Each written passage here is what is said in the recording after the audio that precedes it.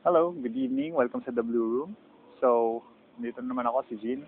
At huwag na tayo magpatuntik-tuntik. Diretso na tayo sa topic. Ang topic natin ngayon ay tungkol sa isang tao na gumawa or isang cosplayer na gumawa ng isang vlog. At nag-introduce siya ng bagong terminology sa cosplay community na ang salita yon ay tinatawag na cosplat, na siguro ibig sabihin ay cosplay at splat. Okay, ano ba raw yung cosplat? Cosplat daw means mga taong nagko-cosplay na hindi naman bagay sa kanila yung character. For example, merong mataba na nag-cosplay sa payat na character or merong isang maitim na nag-cosplay sa maputing character. So, yun. Let's tackle that issue. Okay? Medyo mabigat na issue to. So, first of all, tingnan natin yung positive side. On the positive side, tama siya. Tama siya.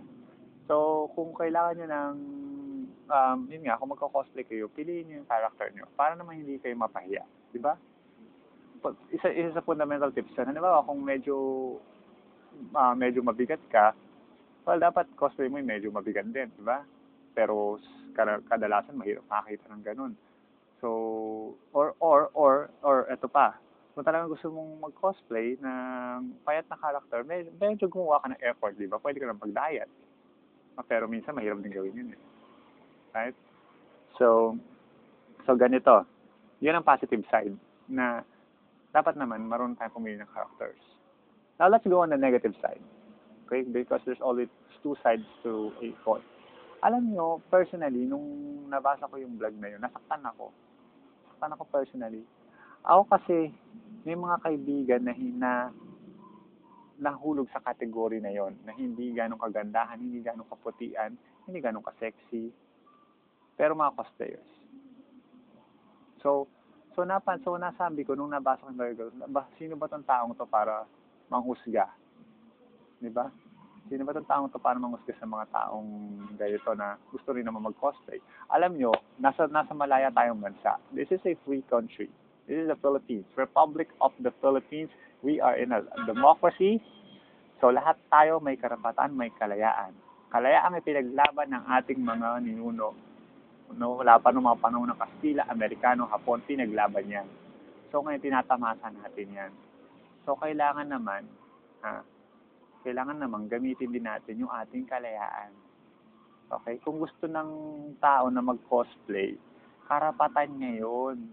May kalayaan siya mag-cosplay ng kahit anong gustuhin niya, kahit sabihin niya pang hindi bagay. Kung gusto niya yung character, karapatan niya i-cosplay yun. Okay? Respeto lang, guys. Respeto lang sa gusto ng ibang tao, ng ibang cosplayer. Cosplayer ka, cosplayer ako, cosplayer sila, magrespetohan tayo, mga cosplayer. Okay? Yun lang ang gusto ko. Yun lang sinasabi ko pala. So, kung may respeto tayo sa kapwa cosplayer natin, siguro naman hindi natin kayang laitin yung mga cosplayer natin. Sige. Given, na tama siya na medyo may mga talagang nang lalait. Actually, totoo yun. Lahat naman tayo nang lalait kapag hindi natin gusto yung nag-character. Pero, kung sasabihin lang natin or kumbaga sa kaibigan lang, okay lang yun. Pero wala naman tayong karapatan na puntahan yung cosplayer sabi, oy, hindi bagay sa yung character mo, huwag ka na mag-cosplay. Hindi, wala tayong karapatan gawin yun. Ano nila yun eh, tawag dito, choice nila yun na hobby eh. Diba? Tulad natin, choice din natin yun eh. Oh, malabo ba yun? Ha? Malabo ba yung sinabi ko? Napakalinaw nun na lahat tayo may karapatan. Okay? Ito yung isa ko pang sinasabi na napakatandaan beses ko na sinabi. Huwag niyo masyadong seryosohin yung cosplay. Huwag niyo kayo masyadong seryoso sa cosplay na yan. Cosplay is just a hobby. It's just for fun. Huwag niyo masyadong seryosohin na makikipag-away kayo dahil hindi niyo nagustuhan yung isang karakter. Huwag naman ganon. Okay? Ang cosplay, alam niyo, respetuhan lang, okay? Ang tawag dito, huwag niyo seryosohin yung cosplay. Kasi respetuhin niyo rin yung kapwa ko yung cosplayer. Kung wala namang ginagawang masama, kung wala namang pineperwisyo, at kung masaya naman sila sa ginagawa nila, wala kayong karapatang sabihan ng ganyan yung mga cosplayer na yan. Dahil kapareho nyo rin silang cosplayer. Rumespeto naman kayo. Okay?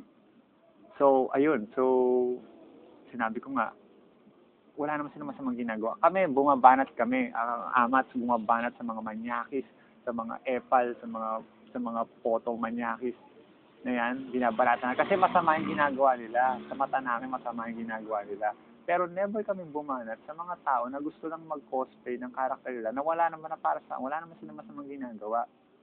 Okay? So yun, pero kung sa tingin nyo na masama yung ginagawa nila, abay napaka-judgmental nyo naman. Di ba? Napaka-judgmental nyo naman. Alam nyo, mga dudes, okay? Huwag sana kayo magagalit. No? Huwag sana kayo magagalit. Pero, hindi lahat ng tao pinanganak na maganda. Hindi lahat ng tao pinanganak na payat. Hindi lahat ng tao pinanganak na sexy. Hindi lahat ng tao pinanganak na mayaman. Pero, lahat ng tao ay may karapatang kung nagawin ang gusto nilang gawin. Okay? Kung gusto ng tao na mag-cosplay, wala tayong magagawa. Gusto niya yun eh. Okay? Ngayon, kung halimbawa nga, failure yung cosplay niya, problema pa ba natin yun? Hindi ba problema niya yun? Ha? Oh, di ba? Isipin nyo nga, problema nyo pa ba yun? Di ba? Pinapakain ba kayo ng tao? Di ba?